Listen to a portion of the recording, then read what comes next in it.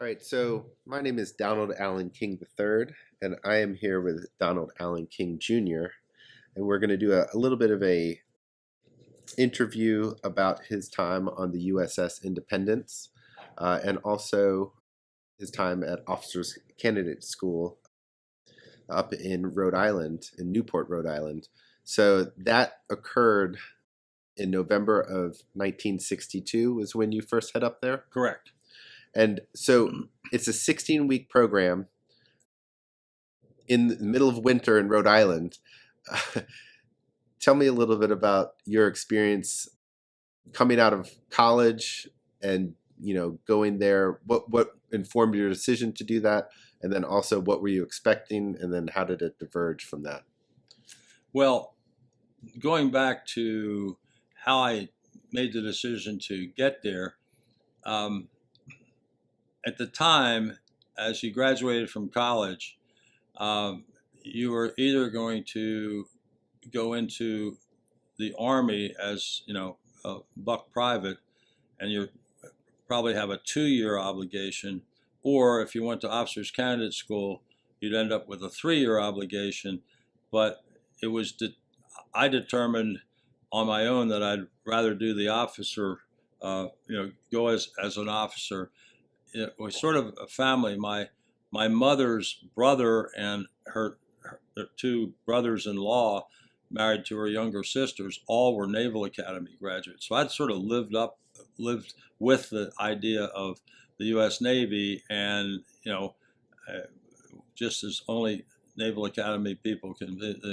They all knew and taught me that the Navy was the only place to go. You couldn't possibly, no other service was worthy. So it was an easy choice to try, or to go in and sign up for Officers Candidate School.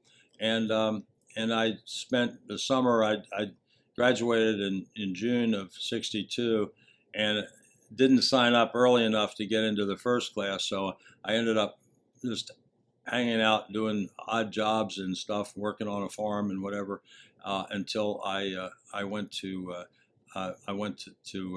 Newport. And as your question indicated, yeah, it was in the winter, and it's cold up there. And I remember one of the guys in my section ended up getting frostbite of his ears and part of his nose, I think, because he was standing a watch out when it was bitterly cold. And there was no reason for the watches other than you got to get used to having unpleasant duty, because that's part of being in the Navy.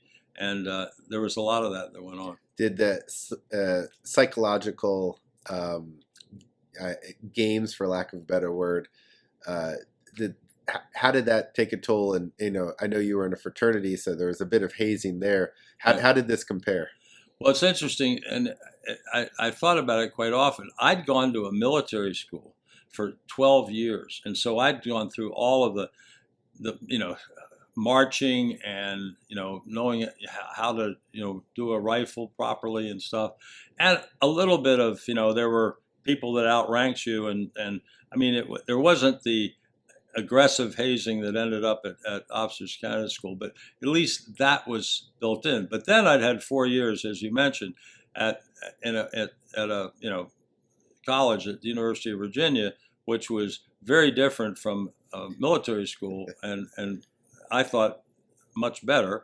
And then getting back into it, but I was more ready for the military stuff and knew how to handle it than a lot of my fellow I remember my favorite guy that had such a problem was a guy named Ira Miller from New York City.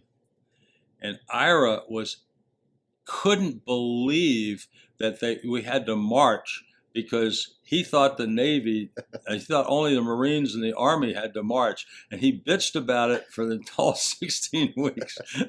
Ira was not happy about marching, but there was, there was a lot of, I guess it was hazing, a lot of sort of yelling and, hit the deck and do push-ups and stuff like that. Not abusively so, really, but it was, you know, but I was I was knew it was going to happen, so it didn't shock me. And I don't think it was anything like maybe Marines go through in their basic training. I don't think it was that tough. Um, Now, coming out of those 16 weeks in March of 1963, you were commissioned an ensign in the U.S. Naval Reserve, and then moved to Georgia to work as an air intercept controller. Is that correct? That's correct. And tell me a little bit about the shift from the cold, frigid north of Newport, Rhode Island, to the heat of Georgia in the summer. Well, I mean, when we first got there, it was okay, but as the summer, well, as you know, June and July uh, went on, it was brutally hot, and I mean the mosquitoes are the size of small helicopters, and then all these different kinds of bugs that I'd never seen before. I mean, South Georgia and is really just sweltering, and yeah, and of course I uh, there was air conditioning in the officers, in the where we lived, and so you could hide from it, but then you'd have to go out and it would hit you like a blanket, and so yeah. Was this specialized training, was it a little bit more classroom academic in nature, or was it still very physically demanding? No, it wasn't physically demanding. It was mentally demanding in a couple of ways. One was there was plenty of classroom stuff and learning things of that nature from books. But the other thing was every afternoon you'd get on a radar screen and there'd be guys flying, and there'd be a target that would fly, and you would have to vector these guys in. They had to do what you told them to do, and then find the thing, and find the plane visually, and and but continue to. I mean, you had to get them into position by your commands. That's what the air intercept was all about.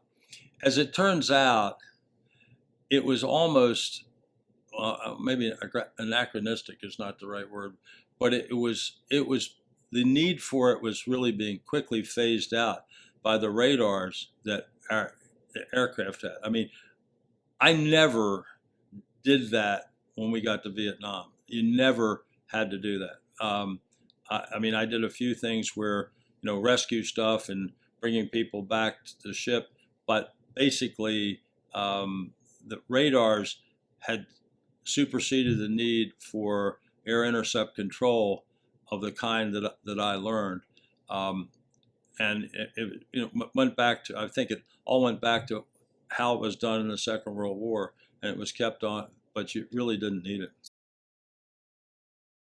We are currently here to review some of the footage that you took while you were on board the USS Independence in 1962 and 1963, approximately. Is that correct?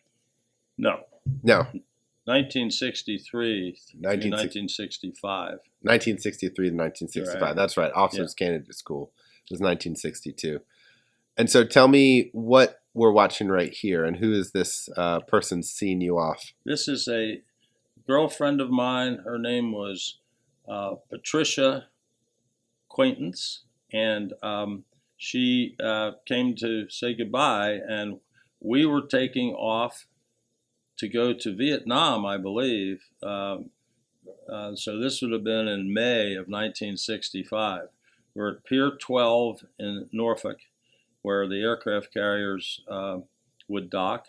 And so there were a lot of people, as you can see, other family members there to wave goodbye to the people on board as we started to take off. So was this that being your second deployment, or your? So probably for the Vietnam deployment was like the fourth time, because I've been to the Mediterranean 3 times before that, for usually like 4 months, and maybe sometimes 6, depending on what was going on with the other aircraft carriers. the U.S. Navy, or the American forces, always had two aircraft carriers in the Mediterranean as sort of a, the threat from Russia at the time was seen as the thing that we were there for, and to protect NATO allies with our, the power that we had in the carrier task force. So we're going to jump right in here, because what we're seeing on the screen now seems to be you in a very compromised position, getting your head shaved. And can you tell me a little bit about this initiation process? So this is the shellback initiation, and it's something that's gone on in the U.S. Navy for many years, and basically everyone who crosses the equator becomes a shellback, but only after being initiated, apparently in this fashion. We knew that this was coming, and didn't. I guess we look forward to it in a way because it's kind of cool, but also it was not that much. It was a little demeaning. So it looks like they're rubbing things on your Right. belly, and there's a gauntlet involved. Well, you have, yes. So you have the ship's baby is right now, and the baby, you get to kiss the ship's baby in the stomach after it's been rubbed with oil, and then there's the ship's barber who was chopping my hair off. That I have to, as soon as it was over, I had to get a buzz cut. I had longish hair. One of the interesting parts about that was that no matter what your rank was, whether, like I was at the time, I was Lieutenant Junior grade, Lieutenant JG, but, the commanders who were, pretty senior officers, and we had a bunch of them on board. If they hadn't been across the equator, they had to get involved with this too. And so it was crawling through garbage, having your hair chopped off, kissing the ship's baby, and all other sorts of indignities that were visited upon you, and then Looking good there. you ended up having to, and so I guess, as you can tell, I really wanted to have this as a memory, so I was out there with my camera and then giving it to one of my friends who was taking pictures of me when I went through, and then I took pictures of them when they went through. But there was slapping. You can see you're getting whacked on the butt. And then I remember they found one guy who had put a piece of metal in that thing that was weaponing. And then he hit somebody and realized that was not just and they grabbed him, and he ended up spending a week, I think it was, in the brig with the Marines getting back at him. So it wasn't a good idea. Justice, he didn't have to go and go to court about that. He was just sent down. That was the Marines. ship justice. Yeah, ship's justice, exactly right. But look at me, you can see all the aircraft, and here we were with all those planes. If you think about it, they were going to be out in Vietnam, for the next 6 months with air operations, serious, real life air operations, dropping real ordnance and whatever. So, but right now, this was fun and games. So the effect of this is, essentially an initiation for crossing the equator. Was then, once you were initiated, you would become the people on the other side, and so right. Is that okay? So I imagine, I did not come back from Vietnam with a ship. I flew back because I'd gotten orders to go to London while we were out in Vietnam. But I'm sure going back, most of the people would be shellbacks by now. But when they crossed the equator the next time, I'm sure there were a few poor souls that were set upon by probably 98% of the ship. Now here we look like we're at port somewhere. Yeah, probably. It looks like to me. I think we were probably heading for Manila, but I think we may have stopped. We're in the Philippines, and probably halfway across from Subic Bay to Manila was about an hour and a half bus ride, and we and so I am assuming that's what was going on there. I can't be absolutely sure. And now for these visits, you said when you were in Vietnam that you would have approximately 40 days on, and then the ship would go in for dock for repair or Exactly. just maintenance. Yeah, I mean, airplane maintenance and then just really crew maintenance just to relax for a little while, because when we were out in the South China Sea, we were standing what they called port and starboard watches. So you were on 8 hours and off 8 hours, and that just rolled on through for 35 to 40 days. And so your body clock was totally messed up, because you and I would have watches as a CIC watch officer or as the officer of the deck on the bridge, and in between I was the OI division officer, so I had about 150 men that were in my division. So it looks like we got the Manila Hotel. Now, some of the footage there that we were looking at were some of the junior officers that were good friends of mine, and we would get over to Manila and totally relax, go to there, and you just have a nice meal, because the food on board ship was not perfect. And now, as an officer, you didn't have to wear excuse me, you didn't have to wear your uniform. No, correct. And yeah, the enlisted had to wear their uniforms. Officers didn't, and that was true in the Mediterranean, and when we were over in Vietnam. And the ports that we called on over in Vietnam were, as we saw, well, Subic Bay was where the ship came in, but we spent a good deal of time in Manila, and then we went to Hong Kong, and we went to Japan. We went to Kyoto. And so, is this Hong Kong right Hong here? Kong, yeah. Okay. Yeah. Some great stories about Hong Kong. And tell me a little bit about your experience here. So after 2 or 3 cruises where we weren't going into Vietnam and doing pursuing the mission, we got to have R&R in Hong Kong. So we sailed up toward Hong Kong, and I ended up being the officer of the deck underway up there on the bridge with the captain as we started sailing into our into Hong Kong. And so on all the land except for Hong Kong and that part of the world was controlled by the communist China. And so as we were going along, the signal bridge called down and said, we've just received a flashing light message that if you don't turn back, we're going to sink you.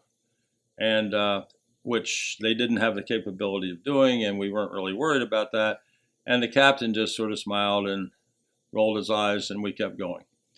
And then a little bit later, as we got closer to where we were going to anchor, 5 or 6 small, what were called junks, which were basically sailing vessels that were up ahead.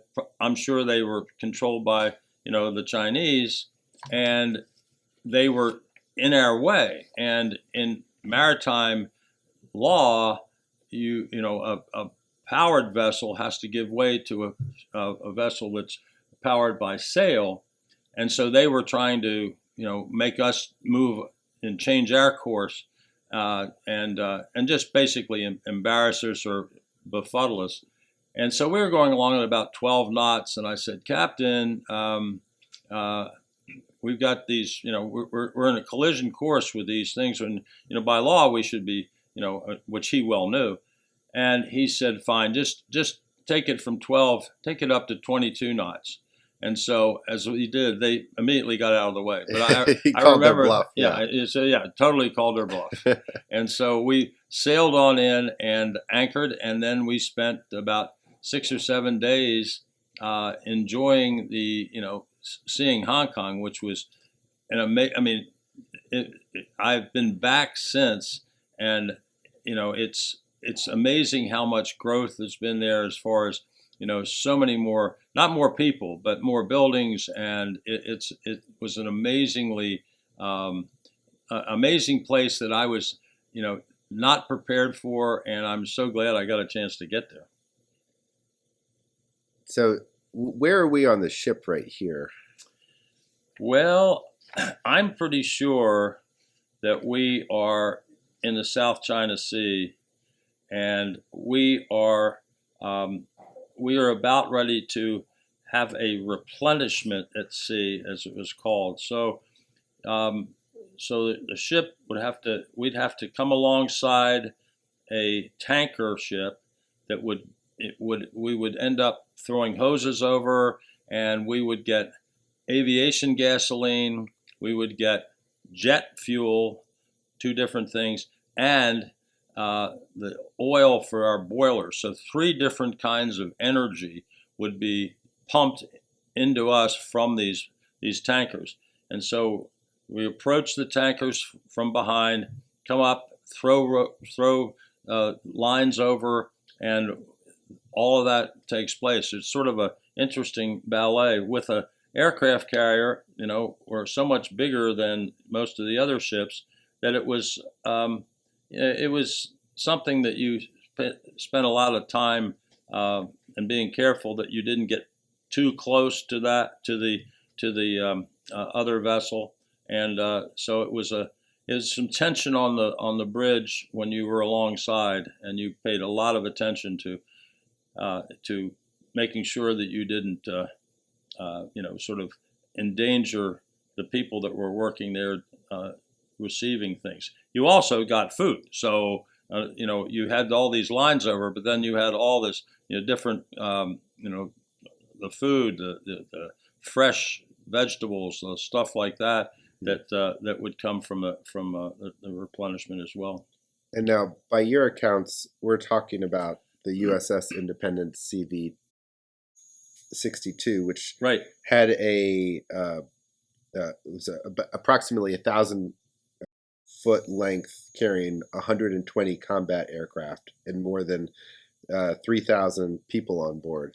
So during one of these events, what was the participation like? It looks like you've got there are certain people tasked with this specific role, or is there kind of an all hands on deck kind of situation? Well, really not all hands on deck. Who would be here would be mostly the bosun's mates, who were the guys that sort of run this part of the activities of the ship. There would be probably a representative from the engineering department or two to make sure that the pressure coming through to would adequately get the fuel in quickly, so you would only be alongside the tanker for as short a period of time as possible. Mm-hmm. But most people on the ship would be going along, like if you think about like all the pilots, all the people in the aviation part, they're sitting back in their ready rooms drinking coffee Mm-hmm. and hanging out That because makes sense, there wasn't much going on. You have the helicopters, and you have destroyers around. So if somebody, which didn't happen very often, but if somebody fell overboard, there was somebody there to make sure that. And I don't think I ever remember anybody during this kind of an operation falling overboard. But sometimes you needed to get somebody and probably if there's just one person, you probably use a helicopter and yank them out. This right before we went to Vietnam, for the first time, I believe, in my time on the ship, we started having these, sort of exercises. We were, practicing with the guns on the ship to shoot down a plane that might be coming to, sort of attack us when we were in Vietnam. And so there's some footage on this here that shows shows that, and the destroyers are the ones that are trying this. So there would have been a plane flying, and probably about a half a mile behind it, towing a target, and then they were shooting at that target. Gotcha. And trying to make sure they didn't shoot at the plane. Right. How big are these destroyers in comparison? Destroyers are probably about 300 feet long, something like that. Okay, and there's the plane. I think that's a tow plane, and then there is some of the people on board. There's a photo of my friend Robin Norfleet, who was a supply officer on the ship, and somebody that I've maintained a relationship all these years. He lives in Richmond, and we're still friends and see each other once in a while and talk a bit more often.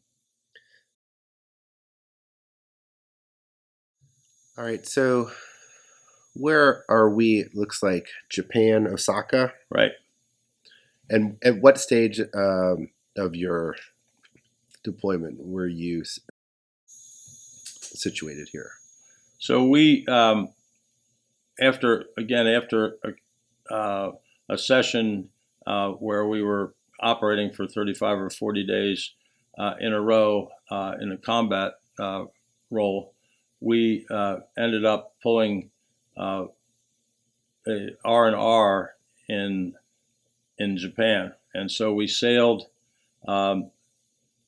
toward Japan. As I remember, we did some exercises with other Navy ships, and then we got to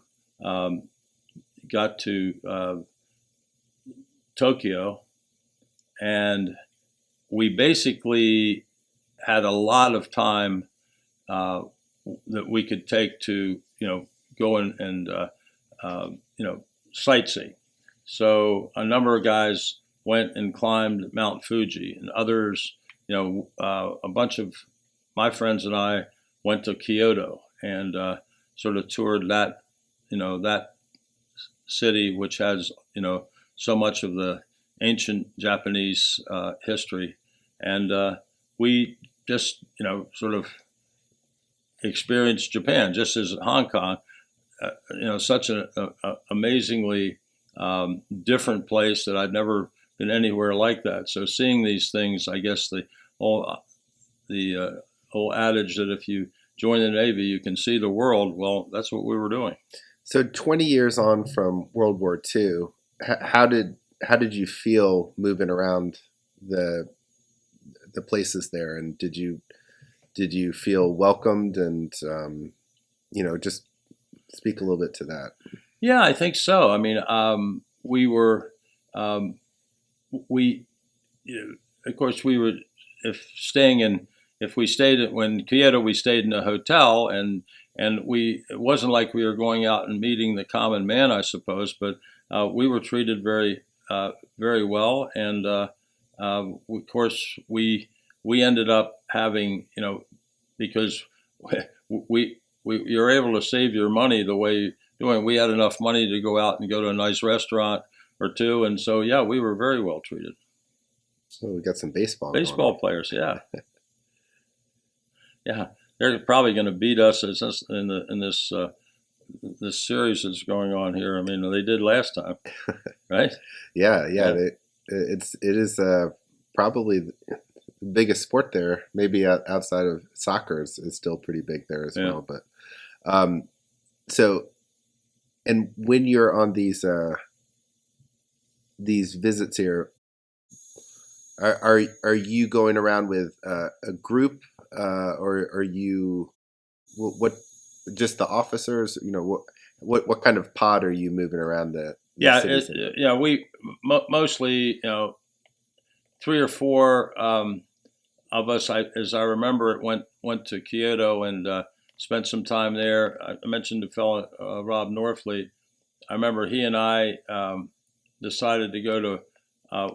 We went to the guy who was like the bartender in the top of our hotel, a bar in the top of our hotel, and said, "Look, we want to go to a real Japanese place, not someplace like here where it's the menus are in English."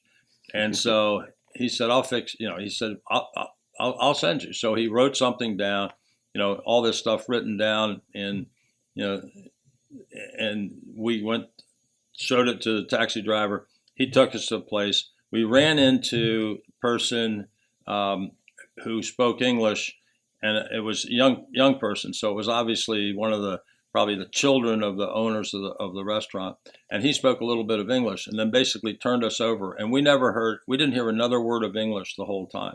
And as we walked in, I still remember this very well.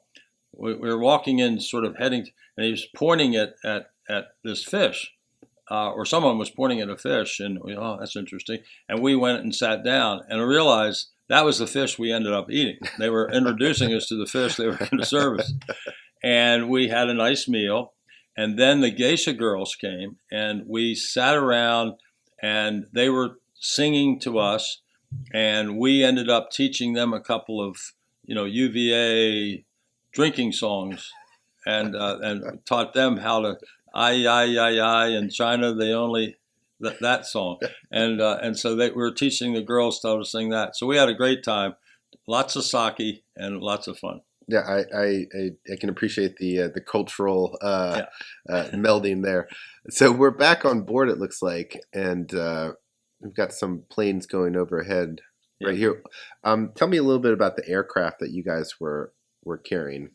So let's see, that's interesting. So that's the aircraft here are F-8s, which were older fighter planes, and we did not take them to Vietnam. We upgraded, and our fighters were all F-4s by the time we got to Vietnam. So F-8s were where we were sort of practicing in the Mediterranean for the a year and a half before we went to Vietnam, and then so that is a A3. So that's what, and so then we had bombers, A4s, and A6s when we went to Vietnam, and F4s were the fighter planes, which could carry bombs, but and depending on the mission, they would either be outfitted with bombs or be outfitted with missiles. If they were the combat air patrol, it was called, that was always up the potential that some aircraft, some enemy aircraft would try to sort of attack us. So we are now looking at some beach shots here, and I think you're about to enter the frame on some sort of Vespa or scooter. Do you recall where we are? Yeah, this is definitely in Palma, Mallorca. So this is in the Mediterranean. Okay. And that's one of my good friends, John Brabson, and it was interesting. We ended up with how people from the same tribe get together. Most of my friends were. John went to the University of North Carolina. Rob Norfleet went to W&L. So Southern boys all sort of hung out together.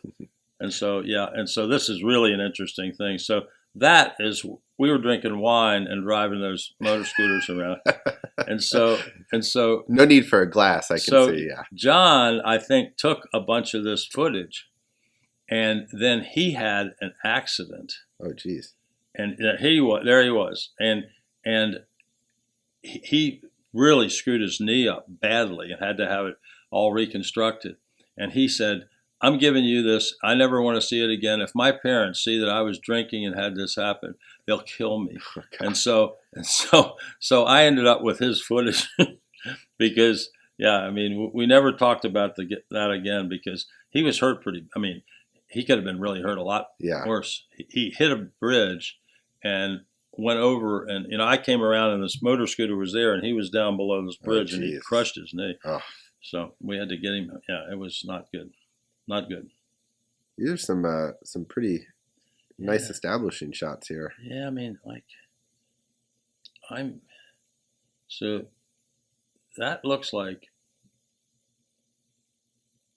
what is that? Massachusetts. Yeah, that's a battleship. Okay. Battleships are named after. So, I can't. I guess it was still commissioned. I don't. We never ran into battleships. I think that was something that was in dry dock, or not dry dock, but it was. It was. I don't think that was a commissioned ship in the Navy anymore, because Gotcha. I think we got rid of those about like a few years after the end of the Second World War. And so that would be the pilot of the ship, and he was basically getting us in, and I'm sure we're going in to Pier 12 in Norfolk again. I think, although maybe I don't know. It's hard for me to. It was a long time ago. Yeah, and I sort of did these, and then as you were great to pull them all together. Yeah, this got to be. Yeah, this is Pier 12. Is this back at Norfolk, you said? Yeah, and Okay. here we are back in the snow, and we were very. So would this be a time between deployments, or is this? Really don't know. I mean, it was. I think it was during a time while I was, in the Navy. Yeah, and so it may have been. And there's that gal that was seeing me off. She's throwing snowballs at me. Good riddance kind of Right, situation, yeah, right? right. Yeah. Yeah, she was really.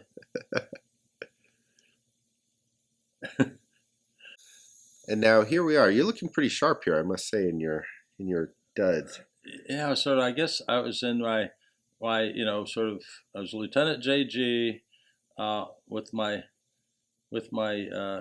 gal from Virginia Beach. She was a school teacher in Virginia Beach. Now we're up in a different uniform.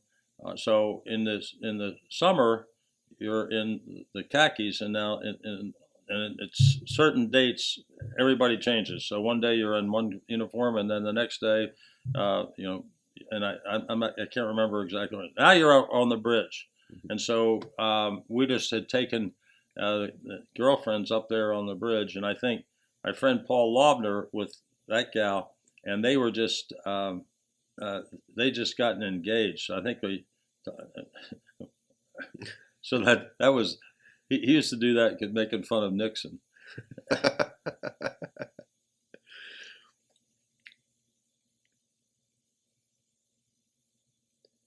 So that's just, I guess, okay. So, oh yeah, so there's the engagement ring, yeah, and there's my 1964 Pontiac convertible, baby. Yeah. All right, looking good. Yeah. Oh yeah.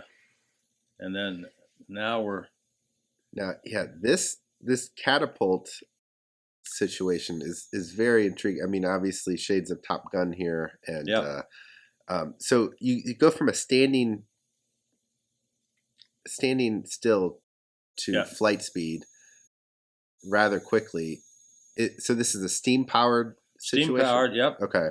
I mean, I think now they're electric powered, but that's a huge plane there. Mm-hmm. But you can see they just dip a little bit, and so that's a those are Phantom jets. And now, do you have to be traveling the ship itself at a certain speed to assist this? So every time you operate aircraft, you turn into the wind, and if it's absolutely still, the ship has to be going 30 knots. So you have to have 30 knots of relative wind over the flight deck, and so it's like 30 miles an hour less power you have to use in the catapult to get it going. And so, and it's true in the helicopters. Helicopters can take off in anything, and usually what happens is you'll have they'll say start turning into the wind, and you launch the helicopter, so they're up, and then you turn into the wind, and then and then you start the aircraft. The launches. Now, I've got to imagine the sound is just deafening. Is this why you have selective hearing now, according to Mom? Yes. The I mean, when I was sort of went out of, sort of had my physical as I left the Navy, they said, and they showed me, and I've been shown it by other audiologists since then, that there's a one level that I have very, bad hearing. It doesn't really get in the way of most things, although as I've aged, obviously it's. Oh, what is this here? That is known as a Willie Fud, and a Willie Fud that's a radar plane, a very high-powered radar. So they would be up, like aerial reconnaissance. Yeah. Okay. Exactly. Interesting. What kind of range do these planes have? Well, it's a great question as far as, they would have probably an hour and a half in the air. Mm-hmm.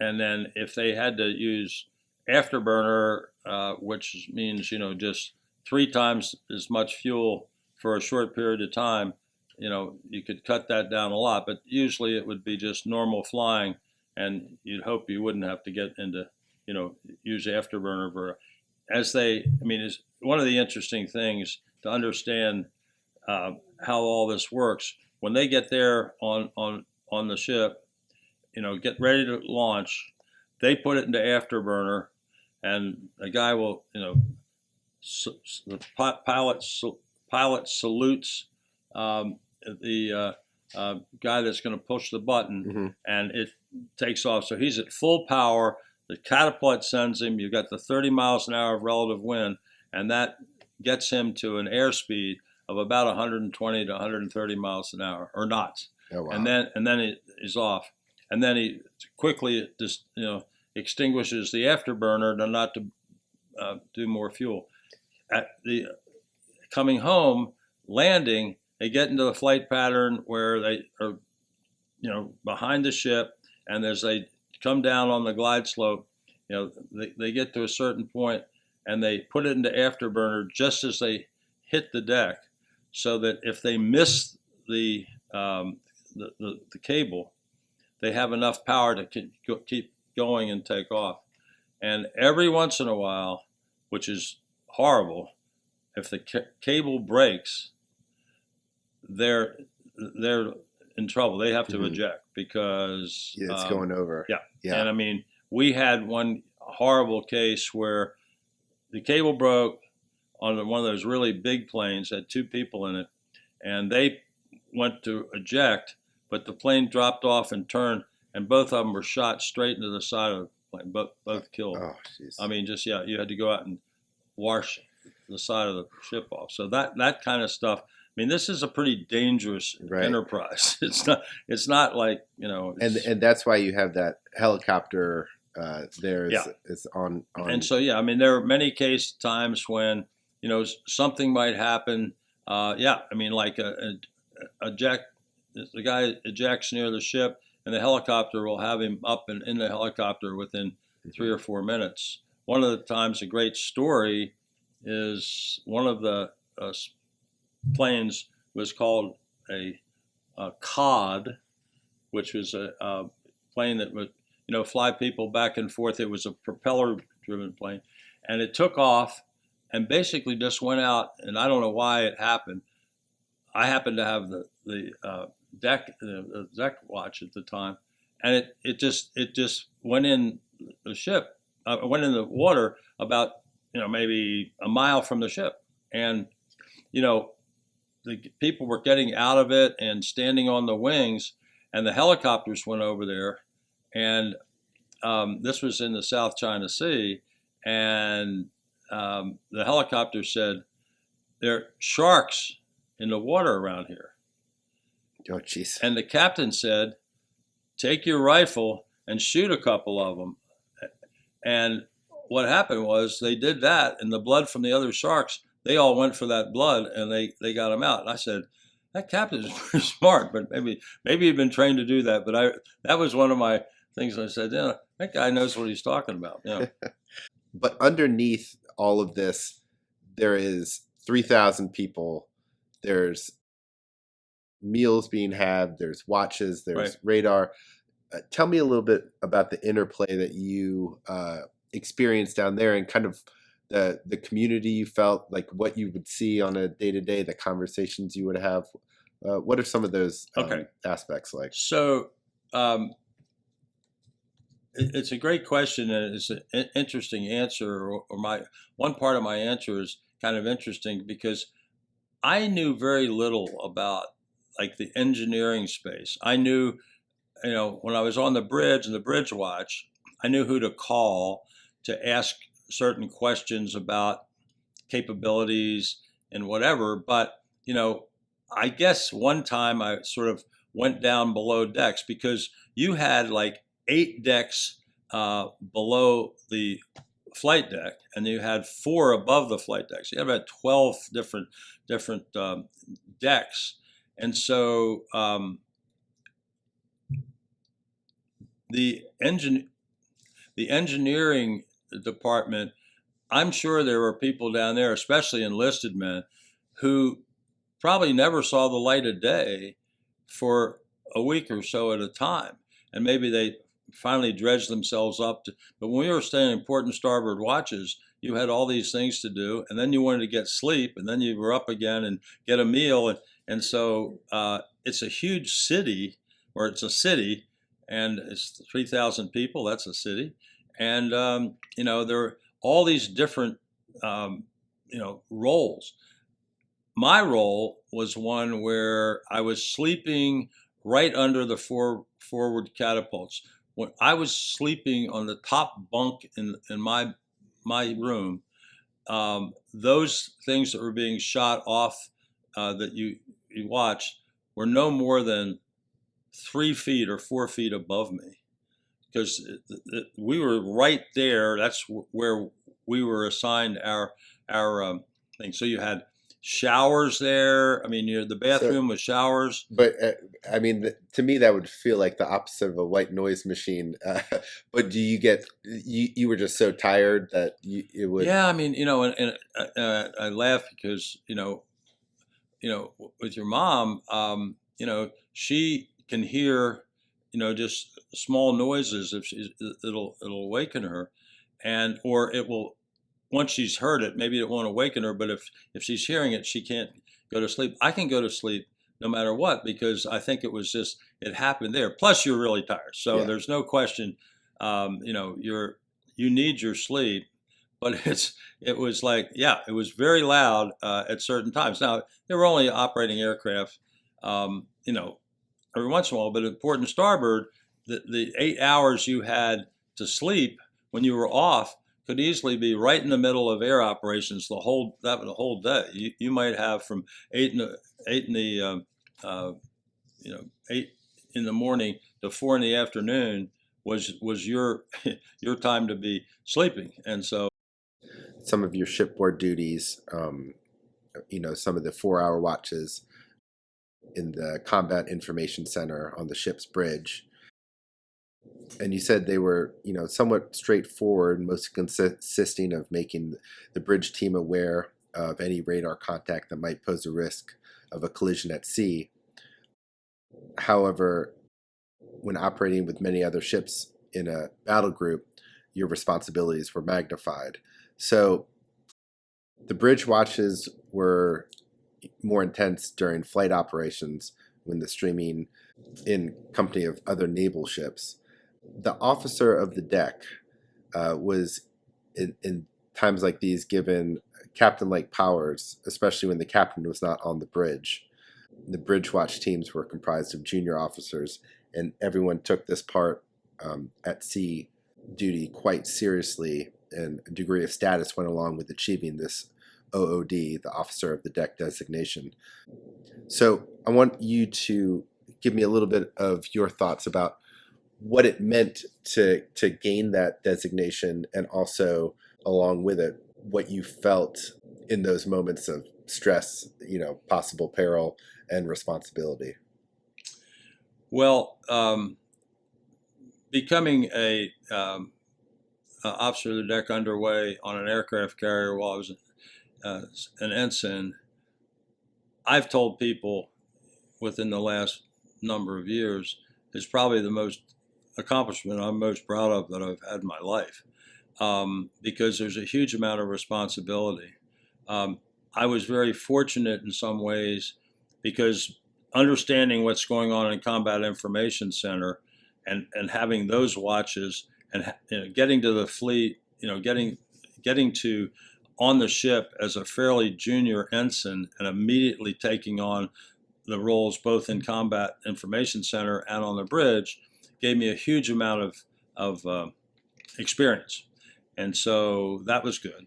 And to be frank, I was pretty good at it. I mean, I got what the job was, and so, but quite often, uh, whenever there was some, like there were night flight operations too. Earlier, we'd sort of talked about it, and in Vietnam, every once in a while we'd do night stuff, but we mostly were doing it during the day. But we practiced a lot with doing night, because night recoveries of these aircraft, where you're doing it in the dark, is a daunting thing, and the pilots think so. I mean, there's tension there, and of course, if there's something happens where there's a problem and the guy has to eject or something and have to find him, it's so there's a level of tension that goes on during a lot of operations, when air operations. The captain would always be there when that was going on. There was never a time when, as an officer of the deck, you were out there on your own during super stressful things. But there were times when you were in the formation, as the we always had a flag on our ship. So we had an admiral on our ship almost all the time. And so we were in charge of directing the fleet, whether it was one or two destroyers or whether it was 6 destroyers and a cruiser or whatever. We were in charge of making course changes and whatever. And sometimes the captain wanted to get some sleep, so he would let the officer of the deck, me, sort of say, okay, just at midnight we're going to turn and make this shift. Well, it was not a big that wasn't a big deal, except if somebody didn't hear didn't see the receive the order correctly, and if they thought, and it happened very rarely, but sometimes it did, they thought everybody else was turning to the left, and somebody would decide they should be turning to the right. You had to have eyes on everything out there to see visually what was going on, because the relative speed, if you're going 20 knots and the ship is 3 miles away and turning the wrong way and you're turning right into it, it happens really fast. So there was a huge amount of tension that you carried. And I remember when I was stationed in London, and reading about the Royal Australian Navy, and they had a aircraft carrier that just what I just described happened. When they turned the ship in the destroyer turned the wrong way, and the aircraft carrier turned and basically split I mean, horrible. I mean, I don't know if there were hundreds, but 80 or some deaths. Mm-hmm. So, I mean, that was always a possibility. But what was so interesting, I kept dreaming about it and waking up in the middle of the night for at least a week after I read that. So way in the back of my head were all those things that I'd worried about, they were still bouncing around in there. Because when I was in London, I mean, just living in going to the communications unit and whatever. But that was something that was way in the back of my head, apparently. Mm-hmm. Well, it's been really rewarding for me in reviewing both the footage that you take, which was amazing, and I'm glad that we stumbled upon it on that VHS, Yeah. And then also doing my own deep dive into your history, but also the history of the ship itself and all of the things that the USS Independence saw from when it was first commissioned in the late 50s, the Cuban Missile Crisis, Vietnam, and then finally, I think it was the late '90s was when it was decommissioned, I think and 98. I think I yeah, read. and Yeah. then recently, within the last 10 years, I think it was scrapped. But the actual span of the ship and the prominence it held Yeah. in the naval force of the United States, and the fact that you played a part on it and had these experiences, I think was really interesting to me and engaging, and also putting myself in your shoes as a young 20 mid 20s, if you will. uh, Essentially you're not quite a kid, but you're not quite an adult yet, and having this degree of responsibility, Yeah. is very impressive. And I was very excited to jump into this project, and I appreciate you sharing it with me. Well, I really love the fact that you've done this and done this research, and it's fun to sort of relive it a bit. And I could probably go on forever about this. Memory will trigger. Oh well, we did this. I've 2 or 3 times I've sort of gone down into in a rabbit hole, as they say, with a couple of these little. But there are probably 100 of those kind of stories that are just bouncing around, and it's been great fun doing this with you. Well, thank you, Dad.